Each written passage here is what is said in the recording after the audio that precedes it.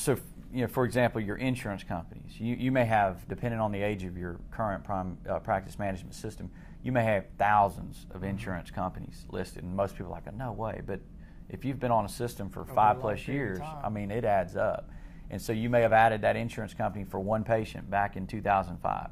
Do you really want that in your new system? So picking and choosing the absolutely. The minutia.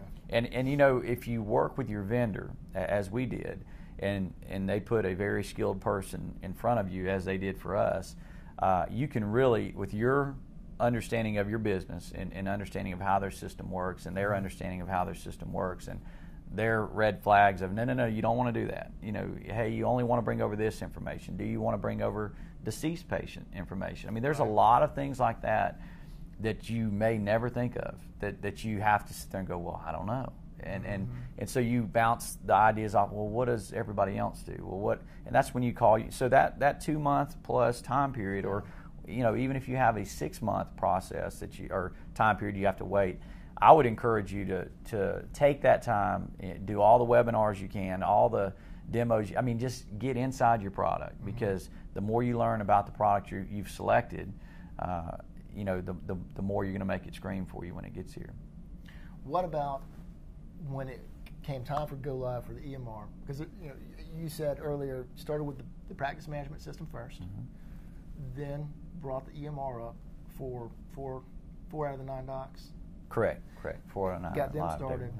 So what was that transition like for the docs, and what were the pitfalls, the things that are just part of the bumps and bruises? Right. And then what went well? What do you think worked well? Well, we took an approach that we felt was the most successful approach for our practice. As a matter of fact, I don't even know that our vendor completely endorsed it, but I think every practice has to decide what's most important to us.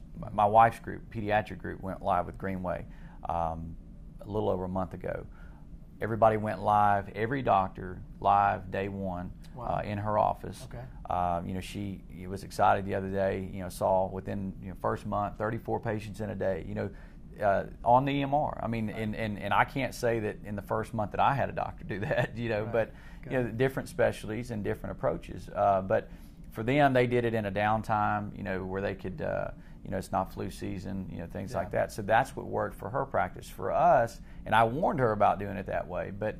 For us, we said, look, we can't. It was the beginning of the year, so you're in your first quarter. Everybody's cash flows are low, and docs don't want to lose money implementing an EMR. You've already had the expenditure, to get the product here. And so what we decided to do was, and I think the idea was given to us by our vendor, but we said no. Actually, we picked it up on a site visit.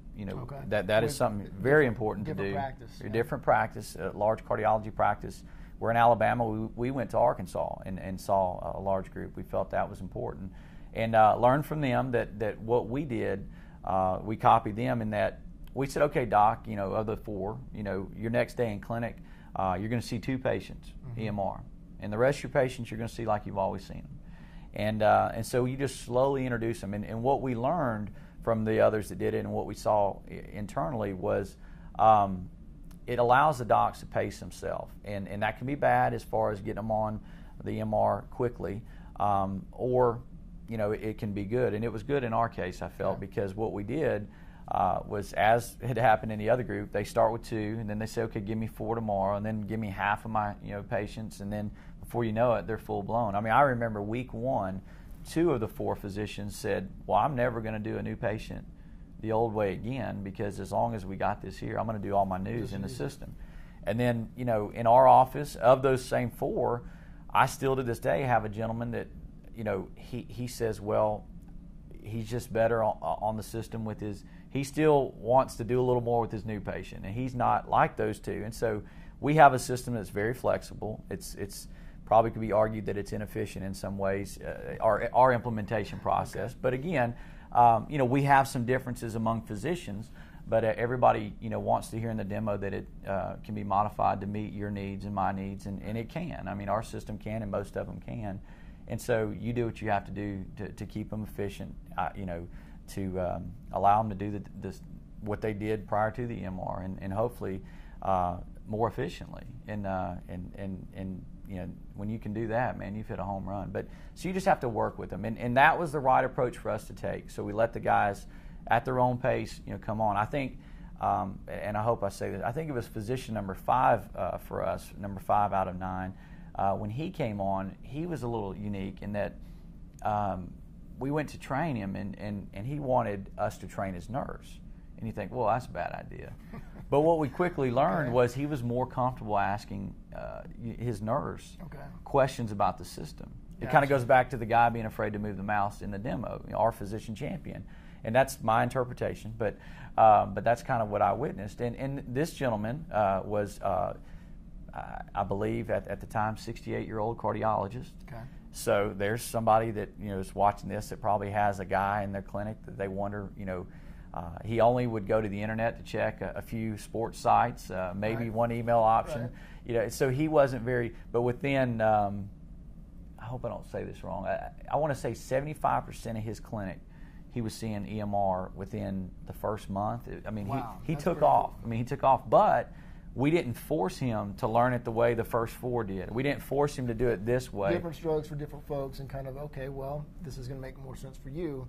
It's not a blanket approach. And that's management. And I'm not saying that I was the genius that came up with the exact implementation map. My counterpart. But it's important to have recognition of, unless the practice has experience in just saying, okay, we're doing everything this way, and it always works well that way. Stop and take a step back. Think about what's going to make most sense for maybe even each doc. Well, and you're right, because people will watch this and will do it their own way. And you know what? That's what you need to do. You need to do what you know is going to work for your physicians. Because at the end of the day, the investment you make in that system, you have purchased a system for your doctors to use. If you purchase a system and you're a year into it and you bought this practice management EMR product and you still haven't seen the EMR side, uh-oh. I mean, you can go back to we're going to flip. It does a lot. And so we didn't want that to happen with us. And so we took the approach of, well, we realize that we may have some people that don't, go 100% EMR right out of the gate. We may, realize that you have to get enough structure in there so that everybody's not doing it their own way. Right. But at the same time, I would probably speak out against consultants and say that I don't think everybody has to do it the exact same way. I mean, they if you end up with 9 docs and 3, 4, 5 ways of doing things, some would measure that as a failure.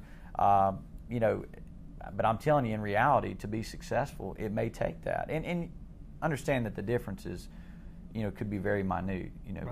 Whether that's what templates do you use, what does each doc have their own templates, and you learn all that through the initial 6 months to a year plus of researching your systems, going to the site visits and seeing what worked for this one, learn from their mistakes so you don't make those mistakes. And it's amazing how much quicker and better of a decision and better of an implementation decision and process you can make by doing that. That's a great point, because if you can find a practice that's either got some of your same culture or same size, certainly same specialty, and obviously the same vendor, boy, there's a lot to learn there. There's a lot of notes to make. And you said this, the same vendor. We didn't just go to a site visit for Greenway. We went on site visits for we narrowed it down to a top 3 vendor selection, and I want to say that we went on at least one site visit for each place. But you can learn something from another vendor's site that helps you with the vendor you choose. Right, because a lot of the issues are going to be the same regardless of the vendor. Absolutely. I mean, absolutely. No question there. So, but it's pivotal to, you got to learn from their mistakes, and you can't be so short-sighted that, well, we're not going to do that. Well, we're going to do. I mean, you have to know your practice, know your docs, know your staff, know your administrative staff, and to figure out what the best approach is, again, for your practice.